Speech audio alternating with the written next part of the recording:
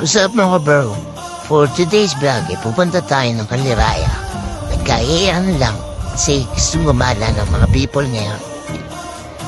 Unang-una, decide kami kasi nga parang uulan. O dapat kami lang dalawa ni Miss yan, kaso nga lang. Siyempre gusto namin isama yung mga kapamilya namin at saka yung aming baby. Dito kami naman sa Santa Cruz, Laguna. Pumunta ng Pagsana tapos Lumban. Siyempre, hindi ko alam yung dahil, kaya sumusunod ako dyan kay friends. Nakapatya sila dyan. Tsaka kasama yung pamilya namin. Ganda nga pala dito sa Pagsanan, guys. Parang lumang-luma pa rin yung entrance. Parang papasok sa gera dyan. Ano sa inyo? Ganda ng simbahan nila. Parang sinauna pa rin.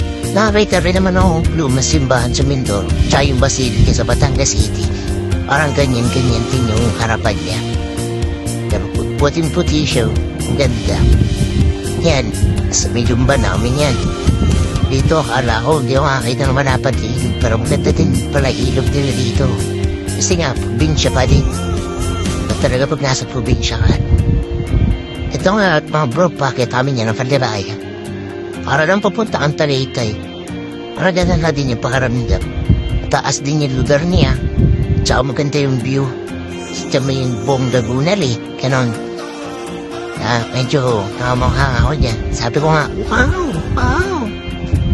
At syempre, ang ating cameraman yan, kakalog-kalog pa helmet yan dyan. Tutuwa na naman siya. Gala na naman. Chill-side lang tayo dyan. Tamang sunod lang kasi hindi natin kabisado yung daan. At siya, yung mga kurbado dyan na biglaan din ang likon yan eh. Kaya tamang daan lang. Dito in general namin yung view. Parang Tagaytay vibe siya talaga. Noong una, iniisip ko nga kung ano nga ba yung mayroon doon sa Kaliraya na yun. Kasi ang dami daw pumupunta doon at saka maganda daw yung lugar. Maganda daw tambayan at saka maganda din daw pasyalan. Kasi first time ko marinig yung word na Kaliraya. Akala ko nga nung una parang siya, tabing dagat pero hindi daw, taas daw ng bundok yan. Tsaka bundok nga naman yung pinupuntahan namin ngayon. Kitang-kita naman sa kalsada. Medyo nag-aalinlangan pa nga kami kasi panatingin namin yan sa taas. Ulap kasi nga parang uulan. Medyo maambon din nga yan. Pagdating namin dyan, medyo na ako kasi bundok tapos may lawa sa taas. Paano nangyari? Makikita nyo naman dyan. May lake sa taas.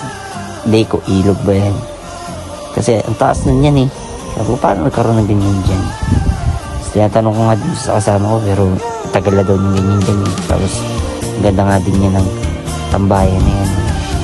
Parang nasa ka lang, Baywalk lang, ganun. Parang Manila Bay. Yan. Pero maganda talaga. Lakas din ng hangin. Sarap tumambay. Sarap mag-stay dyan ng konti. Malamig yung hangin mga panahon na yan kasi medyo maulan-ulan yan panahon na yan. Kaya ganyan dyan.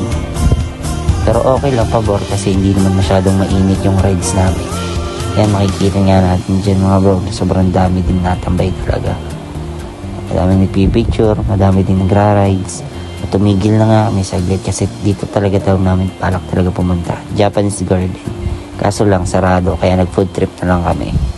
Bumalik din kami doon sa dudaanan namin upang mag picture at saka mag relax. Yan. Tamang appreciate tayo ng view. Malakas talaga ng hangin. Medyo umaambon-ambon pa. Ayan. Para na lang kami saglit lang tayo dito kasi may kasama kami mga bata.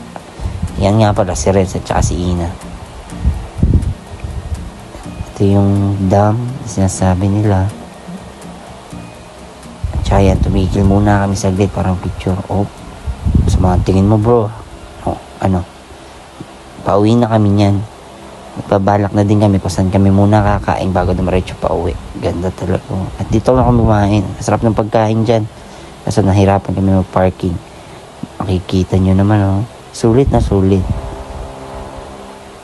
Di nila tilipid yung ulam. Tsaka busog ka talaga.